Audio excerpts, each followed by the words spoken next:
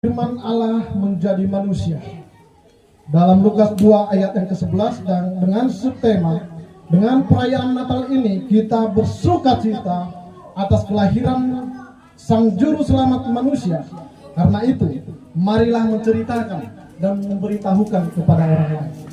Lukas 2 ayat 11 sesuai dengan tema kita, firman Allah menjadi manusia. Demikianlah firman Tuhan. Hari ini telah lahir bagimu Juru Selamat, yaitu Kristus Tuhan di kota Daud. Sekali lagi, hari ini telah lahir bagimu Juru Selamat, yaitu Kristus Tuhan di kota Daud. Amin. Ketika orang mempertanyakan kepada kita, apa maksudnya firman Allah menjadi manusia? Kadang-kadang ini menjadi dilema, sulit kita menjawabnya, betul? Karena memang gak masuk akal kalau secara logika. Maka firman Tuhan katakan, kalau orang percaya kepada Yesus, itu adalah kasih karunia. Bukan karena kecerdasan kita, bukan karena kepintaran kita, tapi itu semata-mata kasih karunia.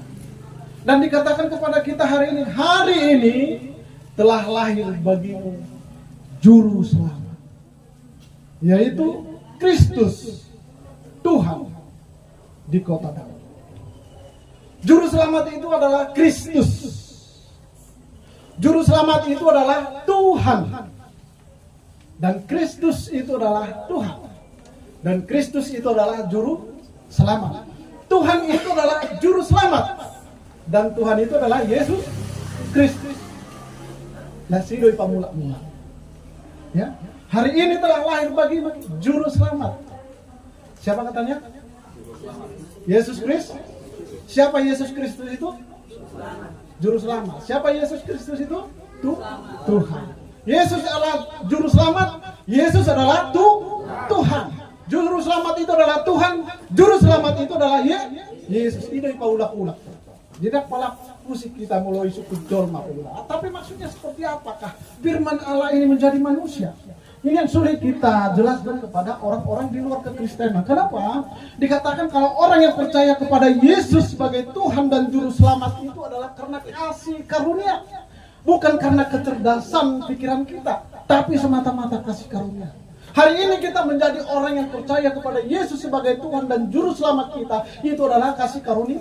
Kasih karunia. Jadi apa maksudnya? Firman Allah menjadi manusia. Hari kita bikin reinkarnasi. Hari kita bikin reinkarnasi. Reinkarnasi itu adalah kelahiran yang berulang-ulang.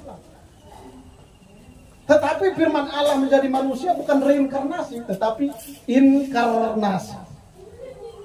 Mulu bahasa aslinya inkarnasi, bukan reinkarnasi. Reinkarnasi, saya sedikit kasih pandangan. Kalau reinkarnasi ini, kalau misalnya kelahiran yang belum ulang-ulang, misalnya hari ini dia menjadi manusia, tetapi nanti setelah mati dan dia hidup kembali, dia bisa menjadi makhluk yang lain. Itu namanya reinkarnasi. Tetapi inkarnasi itu hanya terjadi ketika firman Allah menjadi manusia. Tidak ada di luar daripada kekristenan. Nah, dikatakan di dalam Yohanes 1 ayat 1 sampai 14 dan ayat 18 itu yang tadi liturgi anak kita tadi ya. Pada mulanya adalah firman.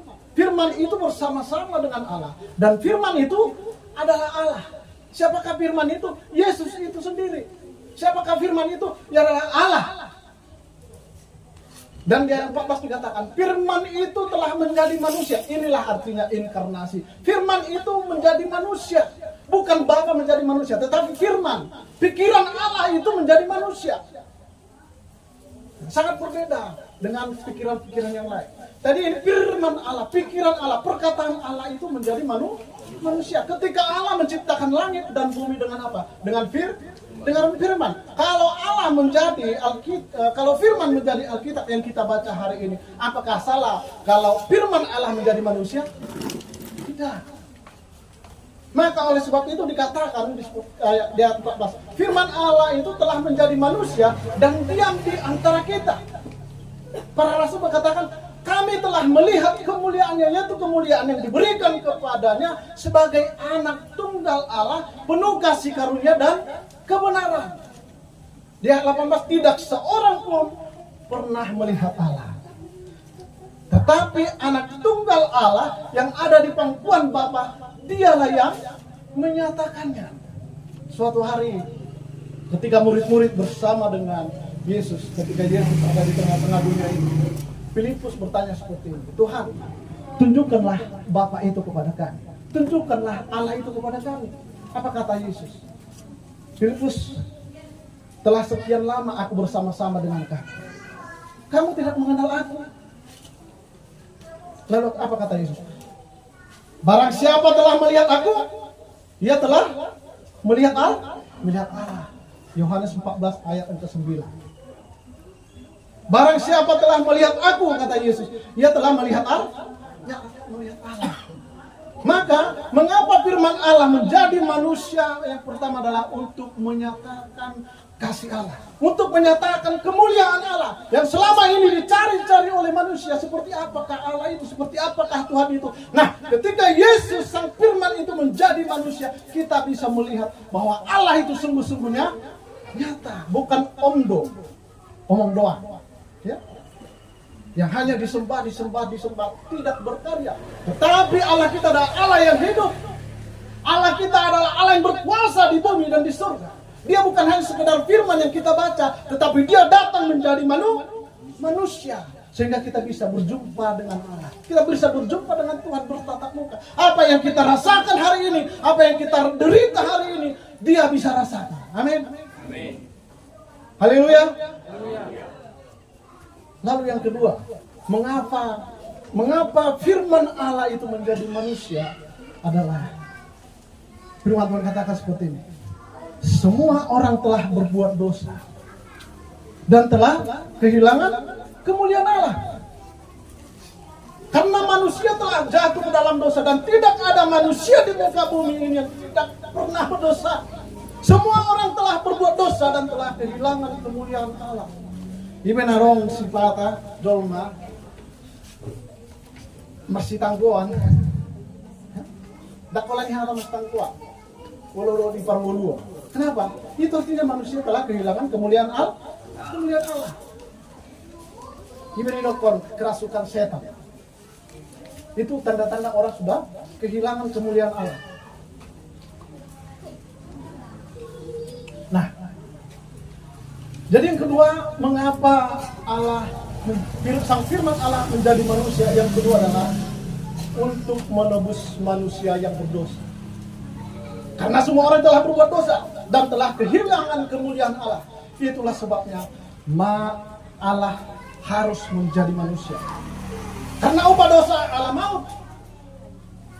Ya, upah dosa adalah maut. Tetapi kasih karunia Allah ialah hidup yang kekal di dalam Kristus Yesus. Yesus datang dari surga. Dia tidak diam saja melihat kita orang-orang berdosa. Oh, si anu berdosa ya. Kau berdosa ya. Tapi tidak melakukan apa-apa. Enggak. Tuhan kita tidak hanya mencatat dosa saya seperti ini, dosa saya. Kau mengunsong dosamu sudah banyak sekali. Kalau ditimbang, sudah tidak bisa lagi. Tidak. Tuhan kita tidak diam saja di surga. Tuhan kita datang dari surga. Untuk apa? Menebus saya, menebus saudara, menebus kita semua adalah orang-orang yang berdosa. Amin. Dia datang. Di dalam dia kehidupan yang kekal itu. Di luar daripada Yesus tidak ada kehidupan kekal. Inilah hidup yang kekal itu. Yaitu mereka mengenal Engkau satu-satunya Allah yang benar. Amin. Hanya Yesuslah Allah yang benar. Yesuslah Allah yang hidup. Yesuslah Tuhan. Yesuslah Juru Selamat. Hari ini telah lahir bagimu Juru Selamat, Kristus Yesus, Tuhan di kota Daud. Amin. Jika ada di antara kita yang telah hari ini lahir Yesus itu, maka kita adalah orang-orang yang bersuka cita. Amin. Kalau harta dunia ini dengan kerja keras kita bisa dapat, ya. Kerja keras kita bangun pagi, kita pasti kaya. Menghemat kita pasti kaya. Tetapi satu hal yang tidak bisa digapai oleh manusia itu apa? Keselamatan.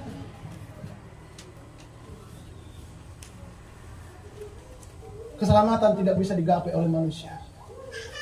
Karena surga itu kita tidak tahu di mana. Di mana tempatnya surga? Di Google nggak ada. Jalan ke surga nggak ada.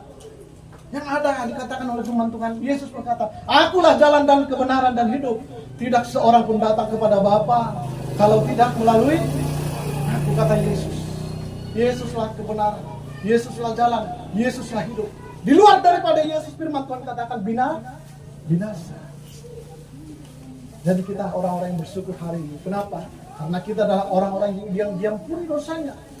Kita tidak ada manusia yang tidak berdosa. Semua kita telah berdosa. Tetapi puji Tuhan, hari ini dikatakan oleh firman Tuhan, hari ini telah lahir bagimu juru selamat, yaitu Kristus Tuhan di kota Daud. Ketika kita terima Yesus sebagai Tuhan dan juru selamat kita, maka kita pasti diselamatkan. Dan kita akan pasti, ketika Tuhan memanggil kita, kita bersama dengan Bapa di surga. Amin. Lalu yang ketiga adalah, mengapa firman Allah menjadi manusia? Yang ketiga adalah untuk memberikan teladan bagi kita. Untuk memberikan teladan bagi kita. Mengapa kita perlu teladan? Teladan itu perlu bagi kita. Kenapa? Karena kita sudah berdosa. Kita tidak tahu lagi mana yang benar. Kadang-kadang kebenaran menurut kita, tetapi menurut orang lain belum tentu benar. Nah, oleh sebab itu firman Tuhan katakan, akulah jalan dan kebenaran dan hidup. Tidak seorang pun datang kepada Bapa kalau tidak melalui aku. Yesus berkata, kamu menyebut aku guru dan Tuhan? Yohanes 13 ayat 13. Kamu menyebut aku guru dan Tuhan, kata Yesus. Tepat katamu, bahwa memang akulah guru dan Tuhan. Yesuslah guru dan Tuhan. Yesuslah teladan kita di tengah-tengah dunia ini. Yesus yang adalah Allah itu sendiri. Yesus yang adalah Sang Firman Allah, yang maha tinggi, yang maha kuasa, pencipta langit dan bumi. Dia datang merendahkan dirinya, datang ke dunia ini untuk saudara dan untuk saya, dan untuk kita semua orang-orang yang berdosa. Dia datang untuk memberikan keselamatan bagi kita. Dia menjadi juru selamat bagi kita. Dia menjadi Tuhan bagi kita. Dia menjadi Mesias bagi kita. Dikatakan yang walaupun dalam rupa Allah, dia telah merendahkan dirinya, bahkan mengambil rupa seorang hamba. Bayangkan, dia adalah raja di atas segala raja, Tuhan di atas segala Tuhan. Dialah pencipta langit dan bumi, tapi dia datang merendahkan dirinya dan telah mengosongkan dirinya dan mengambil rupa seorang hamba dan menjadi sama dengan manusia. Dia bisa merasakan apa yang kita rasakan. Dia bisa merasakan penderitaan yang kita derita. Dia bisa merasakan masalah kita. Sehingga firman Tuhan katakan, Allah turut bekerja dalam segala hal untuk mendatangkan kebaikan. Tuhan tidak mengizinkan kita dalam zona nyaman. Kenapa? Karena kalau kita ada dalam zona nyaman, maka iman kita tidak akan bertumbuh. Lihat anak-anak kita. Makanya itu anak-anak kita jangan kita buat manja-manja. Boleh manja, tetapi ada aturan, ada batas. Kalau kita manjakan anak kita, sampai nanti dia tua, dia tidak tahu apa sakitnya hidup ini. Akhirnya dia nanti jadi apa? Lihat. Kalau jadi tentara, mana Bapak udah tentara?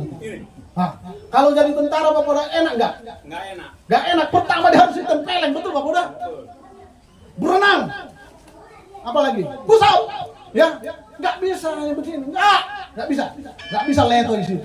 Harus kuat, tegar, kuat. Demikianlah kita adalah laskar-laskar Kristus. Kita adalah anak-anak Kristus. Kita ditempa bukan menjadi apa namanya itu ya. Tetapi kita adalah laskar Kristus. Kita adalah tentara. Ketika ada masalah, saya tidak berkata lalukanlah masalah. Tidak. Tetapi saya berkata berikanlah saya pundak yang kuat untuk memikul masalah ini. Amin. Amin. Kita tidak jadi pecundang. Kita adalah tentara Kristus. Amin. Kita adalah laskar Kristus. Hari ini telah lahir bagimu juru selamat, yaitu Kristus Yesus di kota Daud. Dia adalah Tuhan dan juru selamat kita. Seperti subtema kita hari ini, apa katanya? Dengan perayaan Natal ini kita bersukacita atas kelahiran yang sang juru selamat manusia. Karena itu marilah ceritakan bahwa Yesus itu telah datang ke dunia ini untuk apa? Untuk kita orang-orang yang berdosa. Jangan kita sendirian selamat. Lihat kanan kiri kita. Ceritakan kepada mereka, beritahukan kepada mereka bahwa keselamatan itu hanya ada di dalam Yesus Kristus. Bahwa Yesus itu adalah Tuhan, Yesus itu adalah juru selamat, Yesus itu adalah segalanya pencipta langit dan bumi. Haleluya. Sebab untuk itulah kamu dipanggil. Sebab untuk itulah kita dipanggil. Siapapun kita yang ada hari ini, yang mendengar firman ini. Sebab untuk itulah kamu dipanggil. Karena Kristus pun telah menderita bagi kamu. Yesus yang datang dari surga. Oleh karena kita orang-orang berdosa, dia telah mati disalibkan. Dia merendahkan dirinya. Ketika dia datang di dunia ini, bahkan dia rela untuk apa? Mencuci kaki murid-muridnya. Kalau kita belum tentu kita mencuci kaki saudara kita, betul? Kaki orang tua kita pun belum tentu. Ada yang tidak pernah melakukan itu belum? Hah? Belum ya? Tapi Yesus yang adalah Raja di atas segala raja, Tuhan di atas segala Tuhan, dia mencuci kaki murid-muridnya. Oleh sebab itu dialah teladan kita. Sebab untuk itulah kamu dipanggil, karena Kristus pun telah menderita untuk kamu dan telah meninggalkan teladan bagimu, supaya kamu mengikuti jejaknya. Murid berbeda dengan siswa. Kalau murid itu bagaimana langkah gurunya, demikianlah ia harus mengikutinya. Jadi berbeda dengan siswa. Siswa itu diajar begitu saja. Tapi murid adalah harus apa yang dilakukan oleh gurunya, haruslah demikian dia melakukan. Itulah namanya murid. Mulu alat Cina atau koi dapur rohana. Mana ada pun bisa jurus kungfu, ya kan, karate kan. Kanan kata gurunya, harus kanan, nggak mungkin kiri. Kalau kiri kena tempeleng itu. Nah, gitu kan. Demikianlah kita. Yesus yang adalah teladan kita. Yesus yang adalah guru kita. Ketika dia berkata, kamu jangan berbohong, maka kita tidak boleh berbohong. Sudah tamat kita di sana? Belum. Saya pun kadang-kadang masih terpeleset. Betul? Kadang-kadang terpeleset. Kenapa? Kita lagi masih di rumah ini. Nggak dia tulang, nggak dia orang baru. Ini dah lah, nah habis ya berdua. Hah? Berbohong deh. Berbohong. Terus serang aja lah. Kalau memang nasi lu ada jam ribat, kena online berangkat lah. Kadang-kadang kita memang, ya kan, dosa itu. Tetapi itulah hebatnya iblis itu. Makanya kita tidak bisa mengalahkan iblis. Iblis itu jeli, iblis itu cerdas, iblis itu pintar. Makanya si Adam dan Hawa kalah. Betul? Manusia pertama ketika dilahirkan di muka bumi siapa? Adam dan Hawa. Adam dan Hawa. Adam dan Hawa, nenek moyang kita, manusia pertama diciptakan oleh Allah. Itu pun kalah sama iblis. Loh, siapa kita nih? Sok hebat kita ya, bisa menyelamatkan diri kita. Siapa yang bisa mengalahkan iblis? Tidak ada yang bisa mengalahkan iblis. Maka dikatakan iblis pun menjadi apa itu? Mau menipu manusia dengan seolah-olah dia menjadi malaikat terang. Untuk apa? Mencelakakan manusia, menipu manusia. Maka itu kita perlu datang kepada Yesus.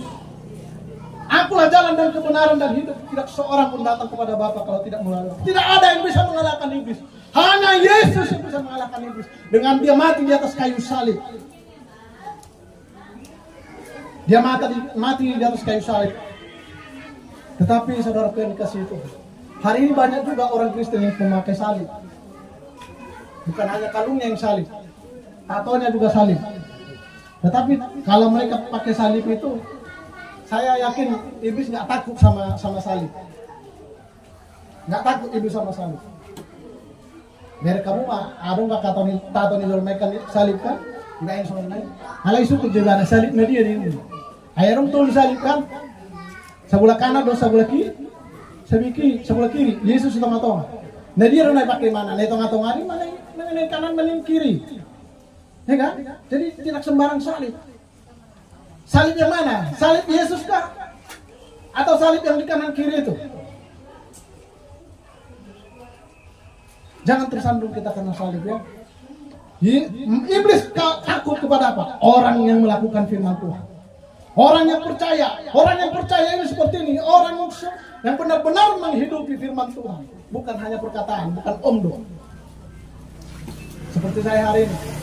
Ya, bisa saja saya berkata hari ini seperti ini, tapi belum tentu perilaku. Tetapi kita semua harus belajar. Kita semua harus belajar. Itulah Tuhan kita hebatnya. Dia memberikan Roh Kudus kepada kita, memberikan kekuatan supaya kita mampu melakukan firman itu. Amin. Jadi 3 hal hari ini. Mengapa firman Allah menjadi manusia? Yang pertama apa? Untuk menyatakan kemuliaan Allah, untuk menyatakan kasih-Nya. Allah yang selama ini tidak pernah kita lihat. Allah yang selama ini tidak pernah kita pandang. Firman Tuhan berkata, apa yang tidak pernah dilihat oleh mata, yang tidak pernah didengar oleh telinga, tetapi Tuhan menyediakan. Dia datang dari surga untuk menyatakan. Firman Tuhan katakan, akulah jalan dan kebenaran, kata Yesus. Lalu yang kedua, untuk apa? Untuk menebus manusia berdosa. Karena manusia semua telah berdosa, maka perlu untuk menebus kita dari dosa itu adalah Yesus datang untuk menjadi manusia. Karena nggak mungkin, firman Tuhan katakan seperti Allah itu adalah roh. Bagaimana kita mau roh menebus kita? Nggak bisa. Harus ada darah yang dicurahkan untuk apa? Untuk menebus kita dari dosa. Itulah sebabnya Yesus menjadi manusia. Hal yang ketiga adalah untuk memberikan teladan bagi kita. Haleluya. Firman Tuhan katakan, kamu menyebut aku guru dan Tuhan. Tepat katamu, kata Yesus. Karena memang akulah guru dan Tuhan, kata Yesus. Yesuslah guru kita, Yesuslah Tuhan kita, Yesuslah teladan kita. Suatu hari ada ngotong sepasang suami istri tinggal di sebuah desa. Nah, ini cerita fiktif belaka ini. Tinggal di sebuah desa. Kebetulan hari Natal lah kan. Jadi karena gua matong sangat antusias betul mana yang merayakan Natal kan. Alai bagaimana loh? Natal ini adalah satu peristiwa yang sangat luar biasa, di mana tidak ada di muka bumi ini seperti ini. Natal ini adalah satu-satunya di muka bumi. Sang firman Allah menjadi manusia. Ini sang suami sangat percaya dan dia sangat antusias menyambut Natal ini.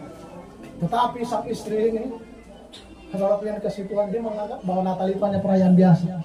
Sarupa deh. Kemudian menawar pestanya, bahkan ramai bahkan menawar pesta warna pangulih anak. Ini kan? Dia menganggap seperti itu. Bahwa Natal itu hanya perayaan biasa. Nah, suatu saat sudah sampai tiba di hari Natal betul kan? Mama betul, ya sama, benar kan? Itu dia nyamat tahu kan? Betul gereja kan yang ngamar Natal lama itu, kan? Saya, wala ko malawin na tahu. Bahasa ini, mabelap mau jawabin. Iya kan? Mabelap mau baik ke Bang Loya, so tamu tak kan? Hindi kan? Biasa kan mulu marnata kita kan saya rono tamu kan? Kita naroon tamu tak. Naroon atas simatua tu dia bu. Halian tak kan? Hindi kan? Alay sa betul na hulan alasan namanya. Asal nang doa matu gari saya sanut tu gari mo tong mo dod kan? Ayo kan? Memang nagtabu murumi dia di gereja. Dan pinot, kinata deh saya seorang bayi rumah baba kan? Hilo, nagtabu murumi dia di gereja. Wala ko malaw, tong mo soni. Malaw deh, ina amatong, olo ina. Jadi lamat na amatong, pakai baju na, pakai sepatu na, pakai jaket. Alana kebetulan musim salju kan? Pakai jaket na nabelgen. Jadi lawan amatong di gereja. Kalau lawan atau kan tempo 10 menit, martabar itu jamunin. Araw na kebetulan makaca jamuin kan. Araw na narawalin na to. Alay sabi mabay ka bang layang mo ni marak kan. Magwari ka bang layang mo. Araw na naran. Karena kebetulan kan dengan musim salju kan. Itu tong ngali kan. Habi bering mana masak kaca dia musuh nanti. Araw na ini martabar na. Ibere habi minum. Minum. Naruhanin na. Jadi, ay sebetulnya bidung ini naibere matong ahay, araw karna. Api, neng masuk di mana? Ala nang ngalian ni uang. Neng masuk di dalam. Ay mo di mana? Habi kaca. Itu tong kaca tar na. Tarsong ko inatay. Wala ni bidung ba? Bidung kay mana ito? Ito kan. Nang itakop na bidung. Wala nang itakop bidung. Turmangulo bidung ini kan. Turmangulo bidung. Itakop na. Balupa bidung ini. Nangulo niya rin na. Ibagang mana mo siya uti? Nandiyo ibang magali-gali kan? Magali-gali. Ibang itabrak kaca kan? Magali-gali bilong. Pasok ako na. Walang pasok, termangulo bilong mo siya. Maglupat. Mahana. Kaya siya sa manima, terus mabalupat siya. Wala dyan inatay, malupat bilong. Wala dyan inatay, malupat bilong yan. Atau soni, masih na, masuk mamsay na to. Ikariju mana mo siya kariju na. Ito, sa ito si Rohana. Ana nga sinay Rohaya na ida. Bilong mo nila, ha? Saya tu sitong Rohana. Tayo mahuberang majong siya, Rohana. Ibere. Isi mo siya bilong alay ko amat, ay benok ko. asabui bidong roti dia sanang las mate tol di luar neraka kan. Ibu imana matong duduk ya kan? Ibu imana duduk Ipilti ko ni mana sa monika ay yalla ka pinungi kan hari ipilti ko ni mana sa ijak pinungi itu ni mana matong jonok waktu api kan sampai 1 jam ale holog jonok musi inatong kan termangul pinung musi melupakan